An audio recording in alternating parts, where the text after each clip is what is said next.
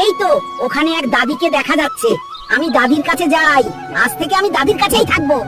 এই গরু, তুই আমার এখানে এসে বসলি কেন? দাদি, আমার থাকার কোনো জায়গা নাই, আজ থেকে তোমার বাড়িতে একটু থাকতে দাও না প্লিজ। দূর হয়ে যা এখান থেকে ভাই, আমি নিজেই থাকতে পারি না, আবার তোকে থাকতে দেবো কিভাবে? নাই হায় আল্লাহ, রেগে রেগে গরুটাকে বাড়ি থেকে বের করে দিলাম।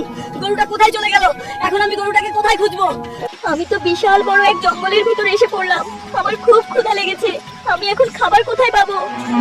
আরে ওইখানে তো একটা আপেল পড়ে আছে, যাই ওই আপেলটাই খায়। হায় আল্লাহ, আপেল খেয়ে তো আমার পুরো শরীর আপেলের মতো হয়ে গেল, এখন আমার কি উপায় হবে? বাঁচাও বাঁচাও! এই গরু, তুই কোথায় পালাচ্ছিস? দাঁড়া, তোর শরীর থেকে সব আপেলগুলো আমরা খুলে খুলে খেয়ে ফেলবো। আমাকে কেউ বাঁচাও, এই বানরগুলো আমাকে খাওয়ার জন্য তাড়া করেছে, বাঁচাও। আরে ওই তো আমার গরু তো এই বানরগুলো তাড়া করছে কেন? আজকে ওই বানরগুলোকে আমি ছাড়বো না। বন্ধুরা, এরপর কি হলো সেটা দেখতে চাইলে তাহলে ভিডিওতে লাইক, সাবস্ক্রাইব করে কমেন্টে লেখো পার্ট 3।